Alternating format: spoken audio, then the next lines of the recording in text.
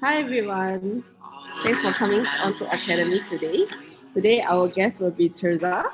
So while everybody is still joining, we will be asking Tirza some questions to get to know her better. Hello. Hi, okay, so maybe let's just ask you a few simple questions. So what's your latest, I would say, addiction for any of the shows, or do you like have any addictions that you think is interesting to share? That's a good question. I guess I don't watch a lot of things, but I like Brooklyn Nine-Nine, if you're familiar Yeah, with that. comedy person per se. Yeah. Yeah, no, that's like my jam. So So that comedy is your jam. kind of like something along that line of like dry comedy, or you're like, am I supposed to laugh at this? And so that kind of thing. Nice. Okay, so Right. I'm just gonna like questions where you have to choose between two things. Okay. So Oh no. are you if you're gonna eat something for the rest of your life, will it be a burger or Or what? pizza? Oh, it's pizza. Okay, why pizza? It's gonna be pizza with like arugula on top and like egg and like like with the white cheese. I can't remember the name, but yeah, I've got like a very specific like pizza in my head right now. So Okay, so since you chose pizza, I'll ask you a follow-up question. So are you go to or against pizza, pineapple on pizza? I'm all for freedom of speech and freedom of just being free. So if people can put their pizza, pineapples on their pizzas, and I'll still be friends with them. So. Okay, but what about you personally? Your preference? You got it. Um, I will eat pizzas with pineapple. Okay. Fair enough. Okay, I'm also pizza. Okay with pineapple on pizza, but I really know Right. some people against it. I know they're like it's like a vendetta to them. It's like Yeah. Okay, I think we have a few more minutes, so maybe I will ask you a few more questions. Uh, alright, so if you say that you don't really watch any shows, so do you listen to music, or I do. Yeah. so is there any genre that you're more inclined to?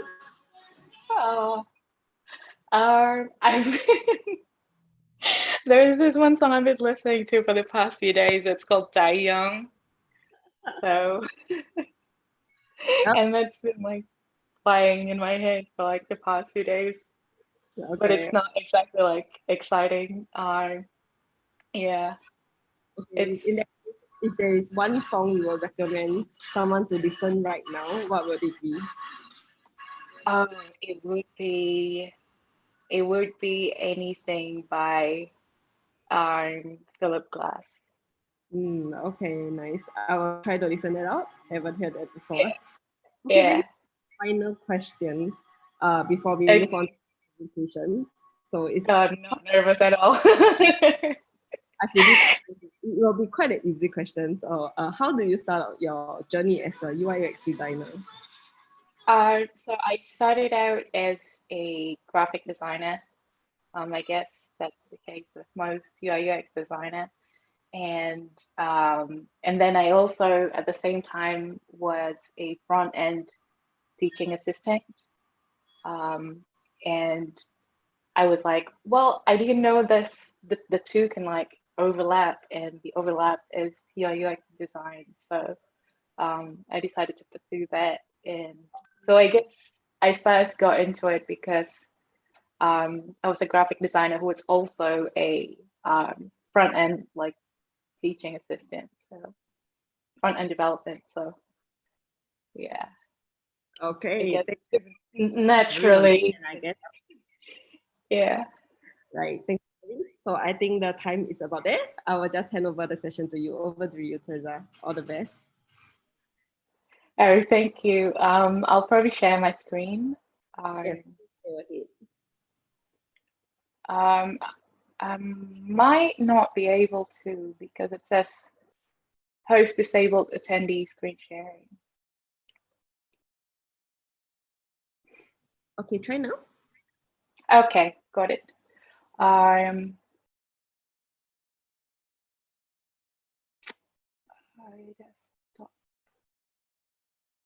I wonder if it will show.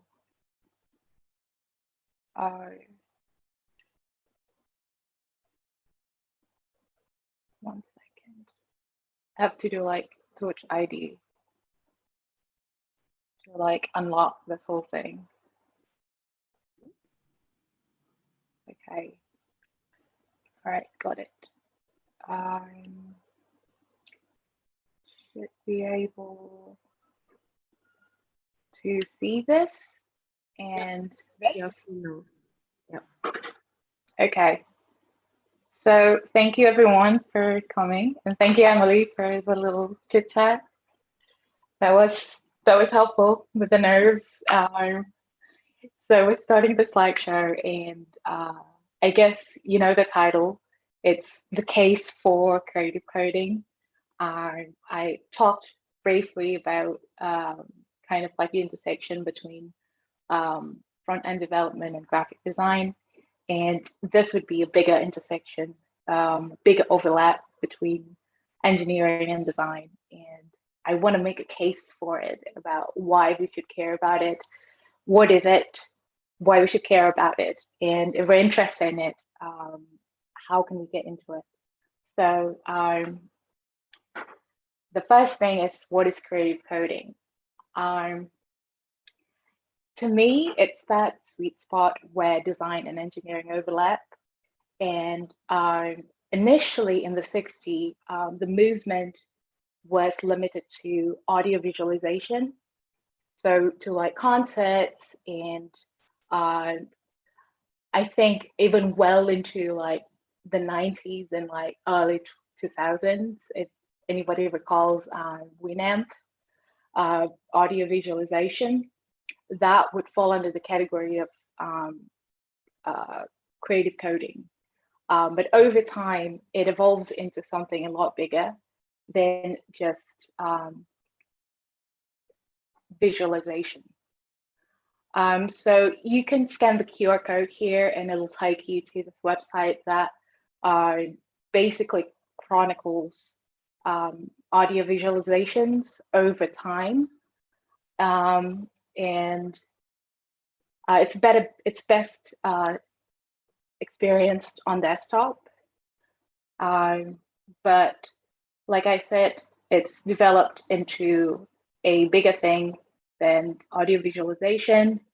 It's computer graphics, computer vision, Internet of Things, and whatever you prefer, really, like installations, projection mapping. All these things, they fall under this blanket term called creative coding. And I'll talk about why it's great, but we'll talk first about what it looks like. And we've kind of touched briefly upon what they are, the examples, but we'll get deeper into it here. So first one is that it's literally anything, A to Z, but let me show you the first example. That is actually one of my favorite pieces. It's a textual piece by Heath Bunting. So it's called Own, Be Owned, or Remain Invisible. I'll actually take you to that piece right now. So this is the piece, and every word on this website is clickable. So if you go to if you click some, it'll take you to some.com, and then it doesn't exist. And then click these, it'll take you to these.com, take.com, place.com, online.com. It's a commentary on domain ownership, who gets to own them, why do they get to own them, and all of those semi-political stuff. I like how simple this is. I like how expressive this is. And this is basically, to me, a classic creative coding example where it's about expression and not necessarily about function. And another example, and you can scan this and it'll lead to the QR code, it'll lead to the Instagram of Zach Lieberman. He is a creative coder, and he created this piece. Actually, I'll show you this piece. And this is an animation, but he actually sells this piece as prints as well. And so this piece was written using open frameworks, and it goes to show that creative coding, this is one of those things that goes to show that creative coding is about really using coding to create something that's more of an expression, more about like expressing yourself and ideas and visions instead of above like functionality. And I've given examples of things that live on the web, but you can also take it out of the web and out of the browser. And so Internet of Things is also now considered, can be considered under this blanket term of creative coding. So Internet of Things. And I remember there was a session, academic session about Internet of Things using Raspberry Pi. But this example that I'm showing you is this candy dispenser bookmark thing using Arduino. It's basically a two-piece bookmark, and you put one piece in on your goal page, so the page that you want to reach, and then you put another piece in on the page, the progress page, so the page that you're reading, and then over time, they'll meet, and then when they meet, the microcontroller attached to the bookmark will basically talk to the cloud and tell the dispenser that we've reached that page that we've been wanting to reach, and so now you deserve this candy. And so that's an example of creative coding, taking it out of the browser and into the tangible world. I have more examples, of course, and this one, if it would ever load, there you go. This is a simulation. Oh, we've gone too far. Okay, so this is a simulation of, I think there's a couple different physics laws. This was created using v5.js. Another tool that I'll talk in more details in about a few more minutes. And you see, we have a controller here, and there's simulation of wave and wind and physics things, and it is an example of creative coding, adding the cranes, being able to kind of allow things that seem scary or intimidating, like physics, to be less intimidating, or to be, we can engage with it more than just road memorization, and we can actually enjoy it. So that was one. And two is this earring face. This is best viewed using your desktop. I think there's going to be a link to that at the end of the presentation. But it's basically a computer vision project that I did that was inspired by my earring, because I didn't have anything to do at the time. So I decided to make this. And I think this is a great example of, I want to start in this creative coding thing, but I don't know where to look for ideas. I don't know where to look for inspiration. Just look into your jewelry box, look into things around you, and try to recreate them, or look at things that already exist and maybe create them differently. Maybe use different programming language, or maybe try to write a more elegant code, compared to like the previously written code. And so we've been talking about kind of like more DIY examples. So we're shifting now into like the industry.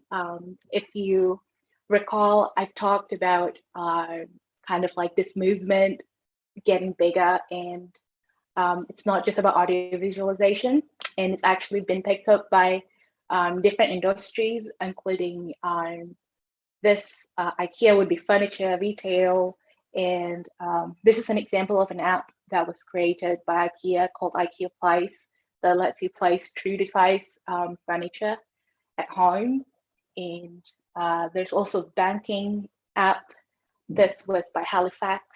So the banking industry also picked up on this creative coding potential, really like tap into this and see that there's a way to like make all these mundane things of buying furniture, looking for a house, calculating mortgage,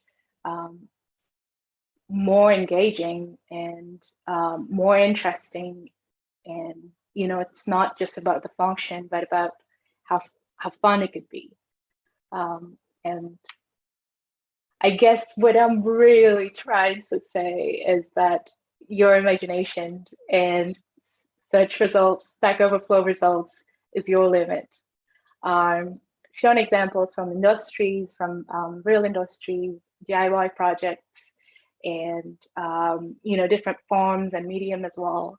And really, there is no limit to this anymore, unlike in the 60s. And I am actually curious which one is your favorite, and maybe why in the comment section. We had covered the textual example and the computer vision, Internet of Things, the IKEA, the AR, there was like Instagram filter and simulation, physics. Which one is your favorite? Feel free to mention them in the comment section. Maybe we'll have another session and talk more deeper about that. We'll find out.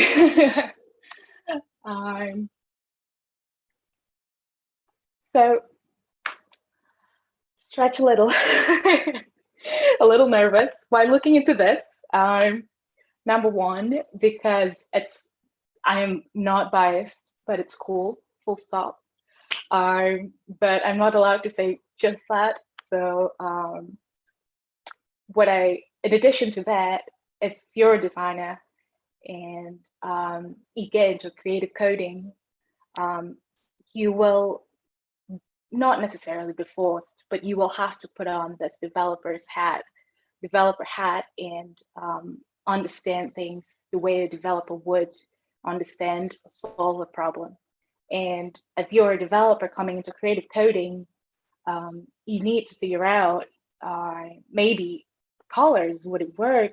Does it actually represent what you're trying to express? Does it get your objective across? And so you're putting on designer's hat and trying to figure out how to empathize with people. So it's really about like swapping hats, depending where you're coming from. And if you're not from either background, it's really cool because you get to put on both hats pretty much at the same time, and eventually helping foster better communication between developer and designer.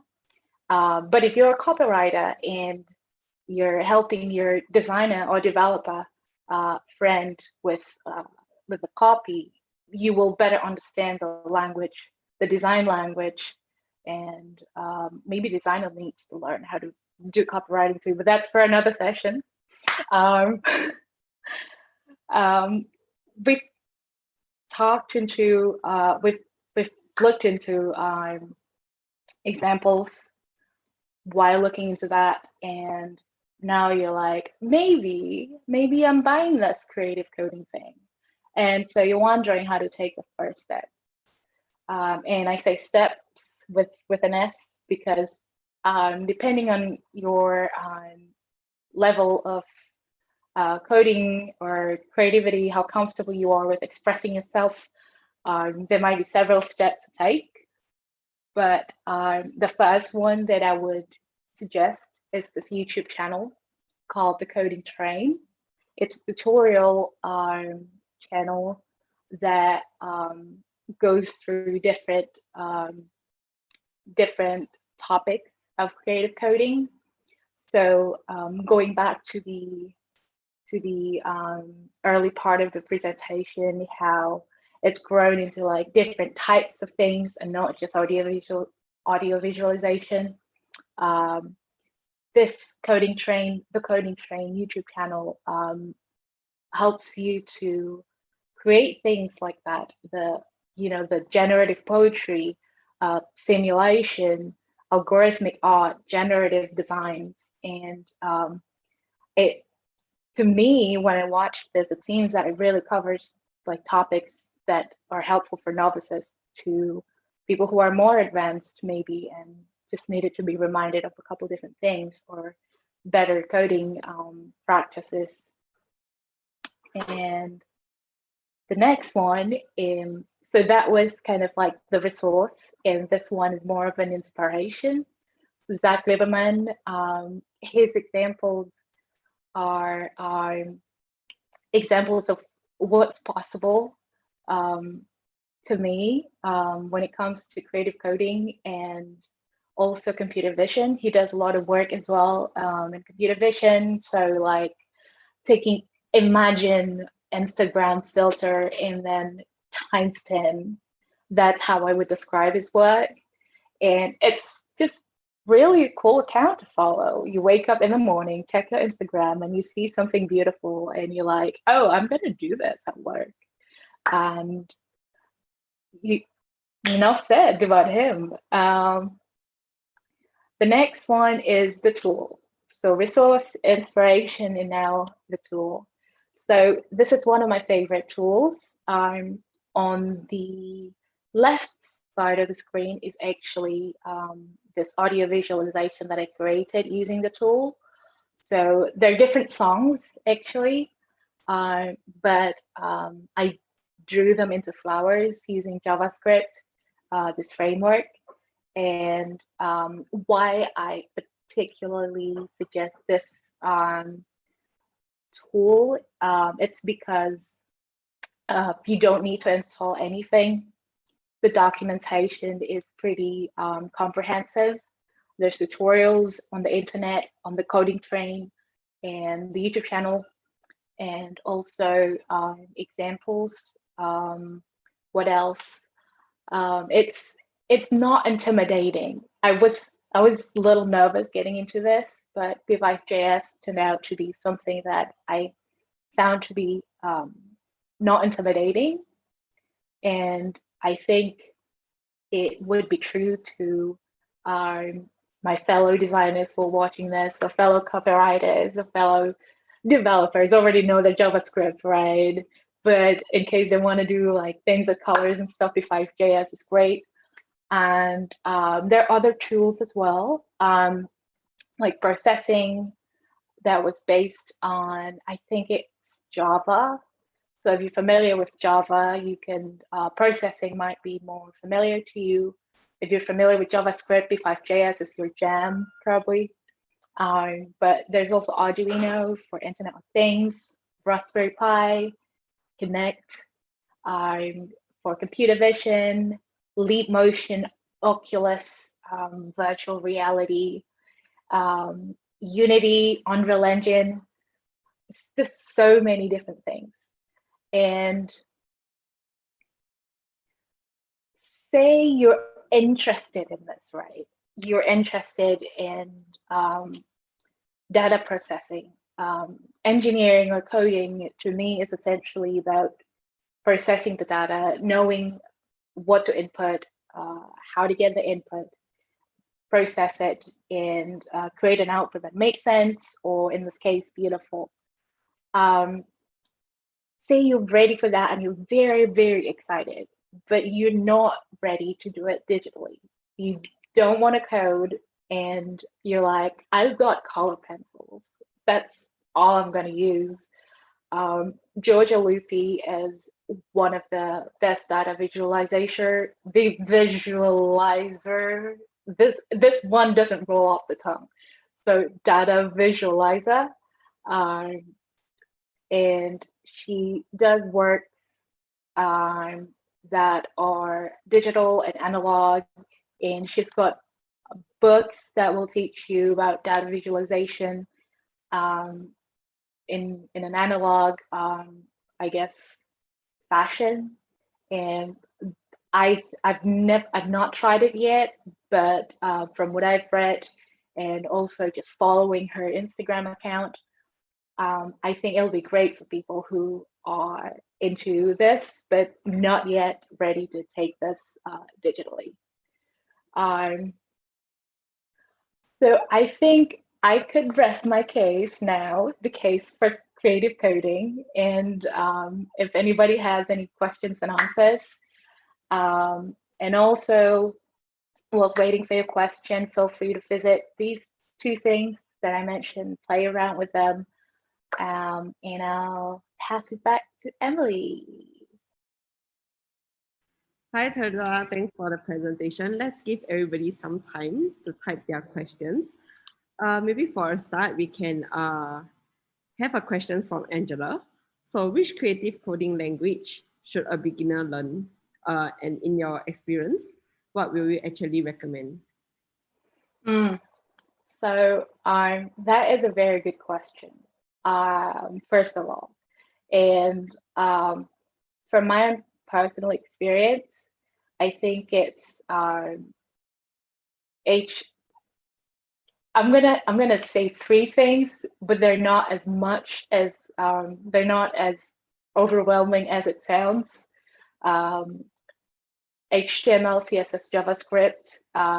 So one of the tools that I mentioned here is P5.js. This is based off of JavaScript.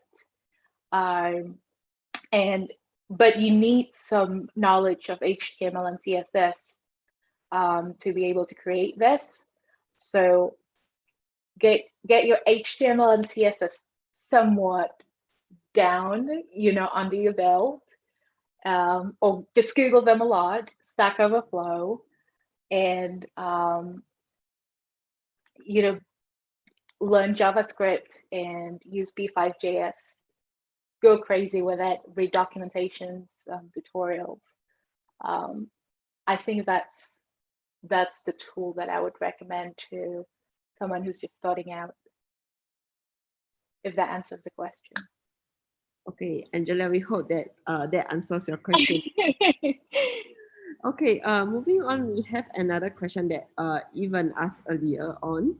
So what are some of the things that the Internet of Things can creative coding be applied to? Just off the top of my head, thank you for the question, by the way. Is it Evan? Probably Evan. So thank you for the question, but off the top of my head is Google Home, Alexa. We're all familiar with that. Those are really good examples of Internet of Things. Smart TVs and using your phone to control your. I've had TVs in the past where you can control. You can open YouTube and control the YouTube on your TV using YouTube app on your phone, and that was just like, what? Mind blown. So those are examples that come to mind when when I had the question. Hopefully that also answers the question. Okay, I think we have another question for Anastasia. So you mentioned about coding for expression versus functionality. So how do you find the balance between the two, or do you have something that you're more leaning towards too? That's a good question. Personally, I am more of an expression over functionality person, because my codes are not the most elegant codes. If you look at my GitHub repo, they're like, you will see things that should not be there, but they're there. But they look pretty. So I'm obviously more about expression over function. But how to find the balance is just to keep doing, keep coding, and you will eventually find your balance, I guess, or what you're more comfortable with. Like I can comfortably said, don't look at my codes because they're messy, because I've been doing it for a while, and so just be patient with yourself, and you will find the balance eventually. It'll come to you naturally, I guess. That wasn't very helpful, was it? Okay. I think we have Janaka with us in the room. Okay. Janaka, can I do a follow-up question on this? Just curious from engineering perspective, what's your take on this, Janaka?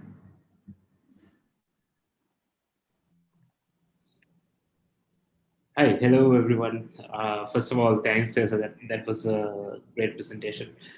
I think I've kind of lost it because we've been doing work for applications in production systems for a long time, and I haven't done this in a long time. And I think it's a really good thing to do once in a while to keep you in balance.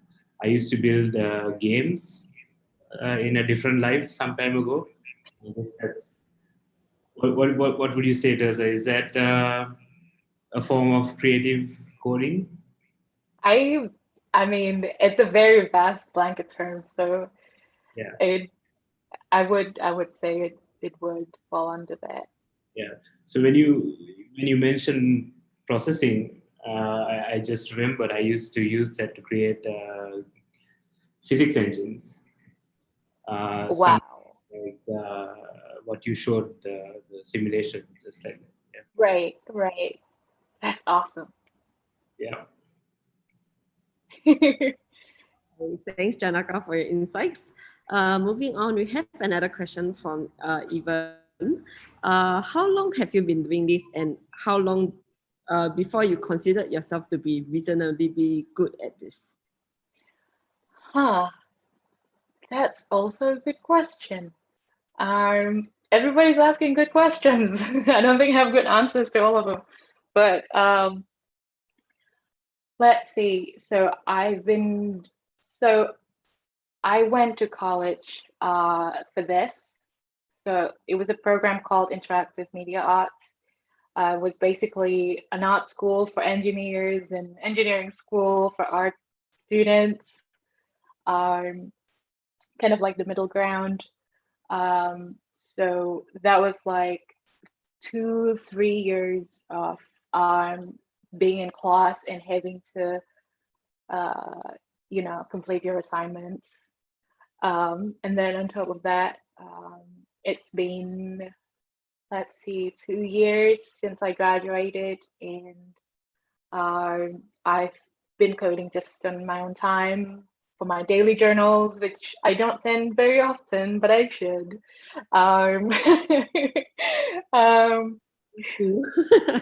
So Emily's been sending me emails. So that was 5 years, but that was with a lot of like different things going on in my life at the time. But if you really keep at it, I would, actually maybe don't think about it as like how long would it take um to master this, because there's always new things coming up and you won't really master it because you won't really be able to keep up with like new technology and stuff. But maybe trying to think of it as how long would you personally be I guess what's the word for it? How many hours a day or how much time are you willing to give to get to a comfortable level of creative coding, I guess. So think of it as how much are you willing to give instead of how long does it take, I guess. That was a long answer. Okay, you spoke about your daily journal, right? Maybe can we have a peek into your daily journal? Oh my God. Sure. So I've got a couple actually. So this is one of them that was inspired by heat bunting. So every word in this daily journal is clickable, and it'll take you to say prepare, feature, prepare.com, feature.com, help.com, page.com.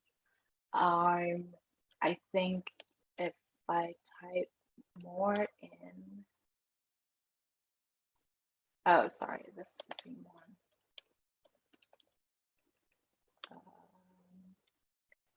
one. Oops. Now you see the code under the hood. Everybody wants to take a screenshot. There's also this. This is a bit more recent example. So we've not been able to go out. I've not been able to go out to jog, and I'm just really paranoid about like jogging in public, and like it's not comfortable to jog with mask on. So I made this daily journal where a person is on a treadmill, and you can use the arrow to move forward and backward. So yeah, that was some of my daily journals. So yeah. I hope that I'll send one today maybe. Yeah. Okay. I'm seeing that some of the people watching from YouTube are really very impressed with your journal, and Angela finds the running one very funny. I think that's the goal. Yeah. I mean, personally, I found it funny as well. It's a very interesting take on it. Let's see. I think, do we have any last questions maybe from anybody in the room?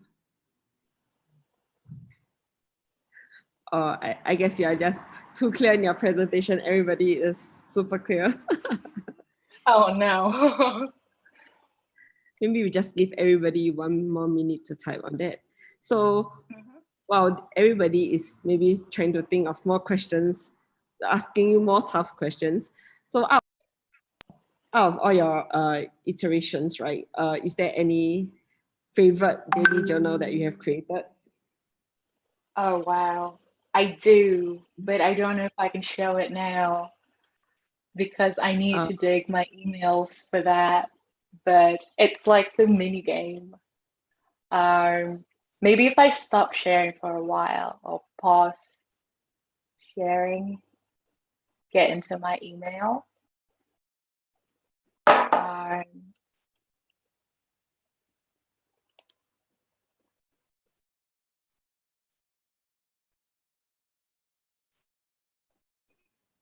Okay, while you're searching that, I have a question from someone. Oh, there from might be someone. Yeah, from someone. Are you single? Actually, no. I have a partner, so I'm not super single right now, and we're married, so I'm not gonna be single anytime soon. So,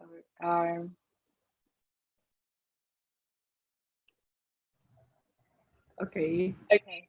So this is an example of it. So you catch a ball, and then it'll tell you what it is. And then say you catch the orange ball, and then the pink ball is tomorrow's task. The red one is gratitude.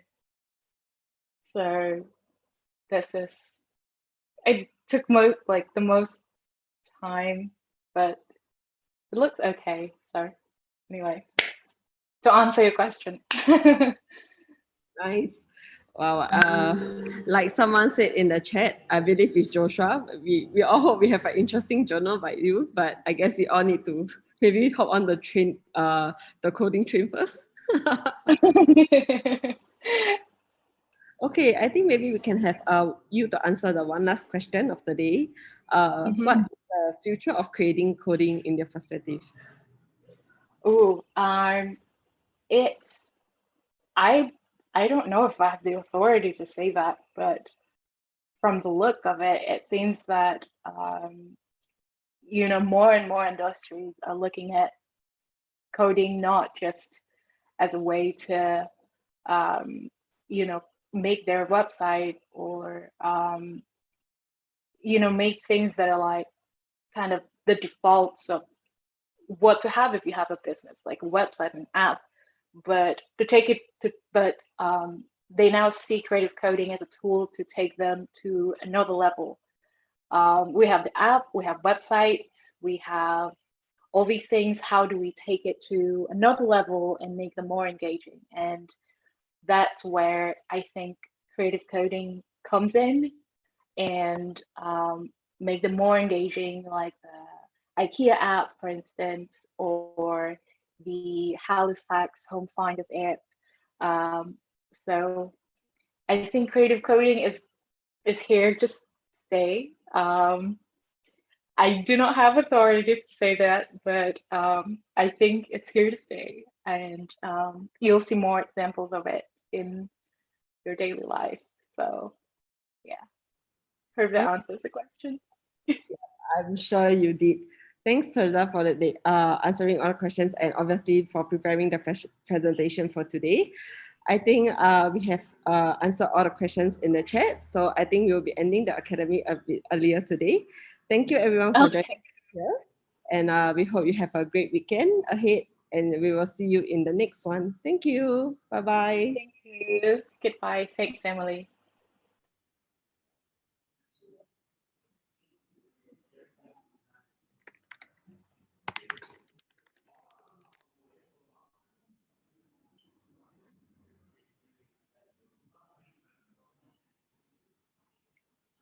Okay, we are officially